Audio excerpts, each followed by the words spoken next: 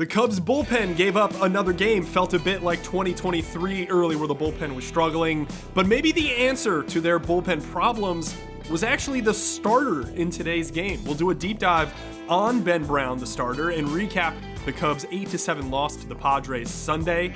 Let's do it.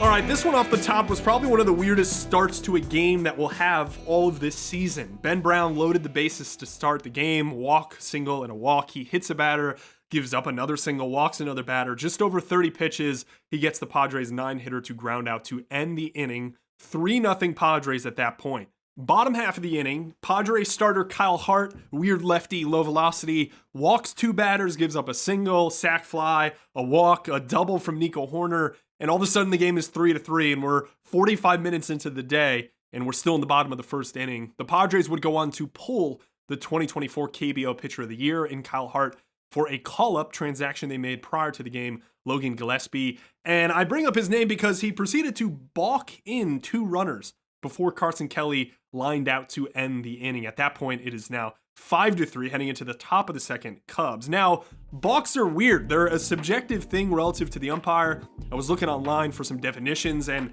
the one I found that I thought made the most sense and illustrates the point of the subjectivity of it. A balk occurs when a pitcher makes an illegal motion on the mound that the umpire deems to be deceitful to the runner or runners. Apparently, the pitcher for the Padres didn't tell the umpire that he was pitching from the windup with the bases loaded on his first balk. And then the second one, your guess is as good as mine. It seems like maybe he didn't come set. I don't really know. I struggle to see how a pitcher who just got called up from AAA with the bases loaded at Wrigley Field, with the fans roaring, has the peace of mind to deceive a runner.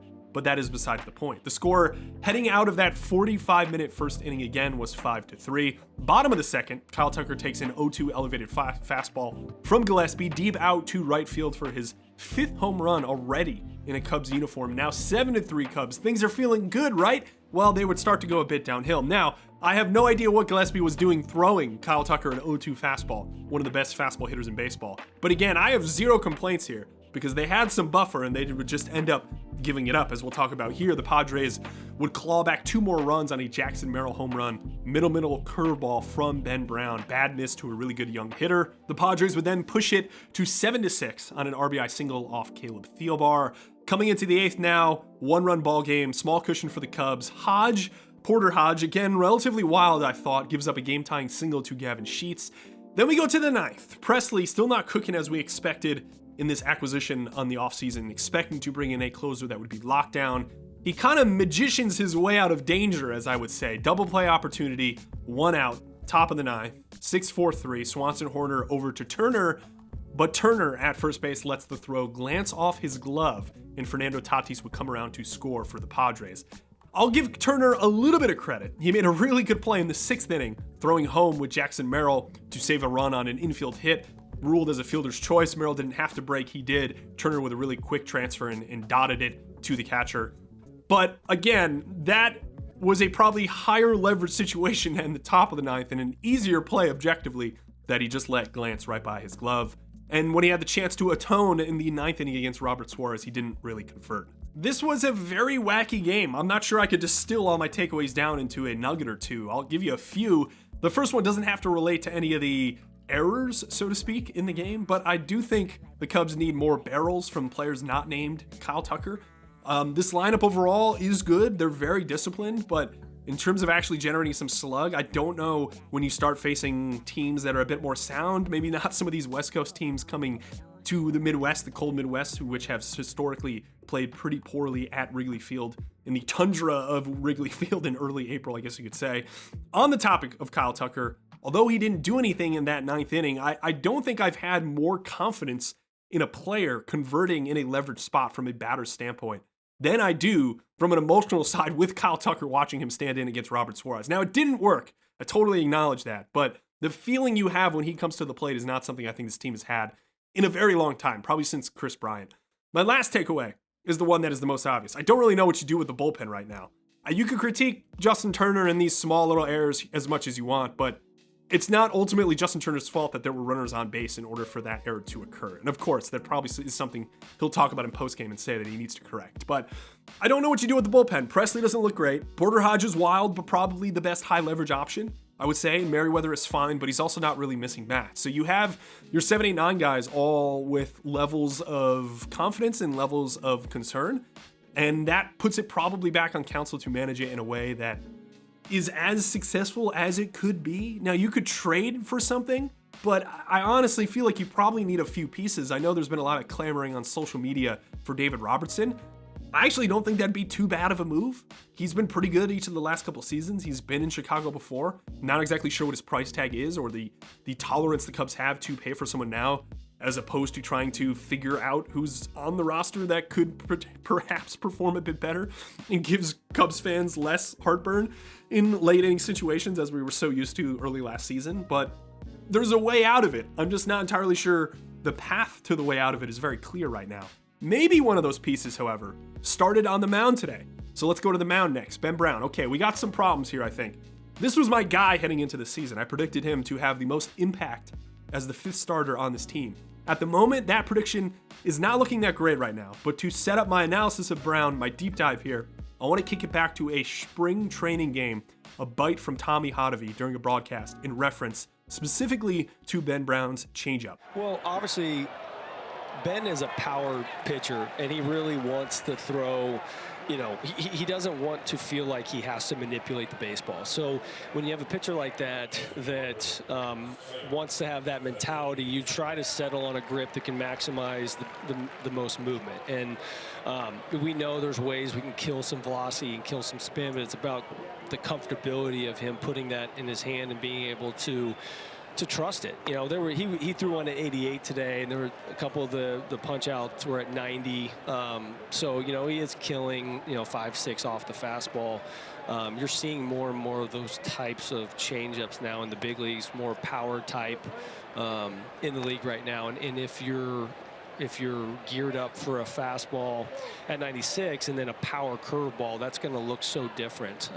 So yeah, it's good. It's obviously a work in progress for him, but it's something he's getting more and more comfortable with. The first line there is really what I want to point out. Ben Brown is a power pitcher, and veiled under that, from my perspective, is the admission that Brown isn't really going to command anything that he throws. This isn't a Matthew Boyd type or a variety of the other pitchers Cubs fans have been used to over the last couple seasons, where they're putting multiple shapes to, arm side, glove side, in, out, righties, lefties, etc. Ben Brown lives and dies with his shapes. He's throwing his fastball up, he's throwing his curveball down, and that's it. Good luck. And the situations in which it has worked are the situations where teams don't take advantage of anything that he misses over the middle of the plate. When he allows things to leak back to the middle of the plate, which he did a bit today, that's where you run into trouble. And this season, when you look at his heat maps, which I can't obviously show on an audio podcast, but what we do see is a shift in his fastball in particular, missing more to his glove side. So this would be away to right-handed hitters. So if he's trying to go middle up in the zone and elevate that fastball, what he tends to do this season, we've seen, is pull that ball almost into the left-handed batter's box. And it's a similar mistrend, as I'd like to say, against left-handed hitters, where he's trying to maybe go up away, up with that pitch, and it's creeping a bit more up and inside. I think one of the problems with that misdirection for him is that it kind of pulls down some of the deception factor on where his curveball generally lives. There's more separation between those pitches the higher up his four seam is in the zone. So you can see the problem here. You kind of need to dot a pitch, and I'm already admitting that Ben Brown is not a guy that you can rely on to dot. He's a power pitcher. He's just trying to throw things over the middle of the plate and have them work. So what do you do with Ben Brown? It's a really good question. I like the concept of a changeup. He threw it in spring, didn't throw it a ton today, doesn't seem to be too comfortable with it. It makes a lot of sense, but for me, that's more of what you'd call a whiff or swing miss generator versus left-handed hitters than a strike pitch from my perspective. For a guy like Brown, my angle is to give him a pitch to each handedness that he could put in the zone that is not his four-seam fastball. This is a larger trend we've seen in the sport, is moving towards multiple fastballs. We've seen this with a variety of pitchers, even very good pitchers who understand the need for it and will go, okay, give me sinker, give me cutter, alongside that four-seam to pull down that four-seam usage because, hey, look at how much damage that pitch has given up over the last couple seasons. It just allows you to put something else in a hitter's head. I just imagine the scouting report going to face Ben Brown as a hitter is simple. And again, I'm not a major league hitter, wasn't even a college hitter in any respect, but I can imagine the report there is just, it's fastballs up, it's curveballs down, watch something middle. And you're putting the initiative back on Brown to figure out where he needs to put either of those pitches. I think if you can add a wrinkle there, any kind of wrinkle, sinkers inside to righties, you could tolerate some fastball away to righties, the forcing leaking, that's totally fine, push it away. But now you have something inside, prevents guys from diving down below the zone for his curveball. Lefties too, he doesn't really pitch inside that much, which is understandable because he's trying to go in this up-down variety, simple direction, so to speak. But that would be my approach. Now, I get that the way Brown moves, how his hand unravels that release is not really conducive to either of these pitches I'm talking about, a cutter or a sinker. And I confirm this talking to some people outside the organization who've seen him throw, and also some people inside the organization who have a better feel for these movement pattern ideas. And it's a limitation. It's part of the reason why we may not see these changes. But I almost feel like for him to excel, he needs these changes. He needs something else. And I'm not Tommy Hottovy. I get it. But my point is that Hottovy's not going to come out and tell you what they're going to change with Brown until we see it in game. So I see value to some extent in what I call like informed speculation, which, to be honest, is what I'm going to be doing a lot on this podcast overall. Informed speculation. I really like that. Maybe we'll rename the podcast that. Anyways, prediction here. Let's sum it all up. My prediction is that Brown gets through April in the rotation before Javier Assad comes back. And at that point, he's moved into more of a bullpen role where this two-pitch combo plays a bit better. I still think Ben Brown is a starting pitcher. I just struggle to see how it's only going to work with two pitches. He's not Hunter Green, who's basically doing it with two pitches. He's not 2023 Spencer Strider, who, if you look now, is throwing both a curveball and a changeup around 10% of the time. He has expanded his mix. Expanding one's mix comes for us all, as I like to say, and I think it's time that it came for Ben Brown. Tomorrow we get Justin Steele versus Nathan Eovaldi, 6:40 start time at Wrigley Field. Cubs are missing Jack Leiter on the Rangers, a really good young pitcher of theirs who popped this spring and looked really good in his first couple outings due to a blister. They're missing Kumar Rocker, who's starting today on Sunday for the Rangers, and they will also miss DeGrom, who pitched Saturday. So they get a slight advantage here. This Rangers offense hasn't been great this year, a little sluggish to start. They face some good pitchers, sure, but their pitching has been pretty good overall. They have a pretty solid bullpen, and their rotation is good. So perhaps slight edge to the Cubs here for a team that doesn't play too much in cold weather, number one, but number two is coming in and not rolling out two of their best pitchers, arguably three of their best pitchers. You are getting Eovaldi, who's a very good pitcher, and a name that I know the Cubs were somewhat interested in acquiring this offseason. So we'll see him, big game Nate, so to speak, but this is not maybe that big of a game. It's only April 6th, and we will see how the Cubs progress from here. Cubs move to 7-5 on this young season, still atop the NL Central.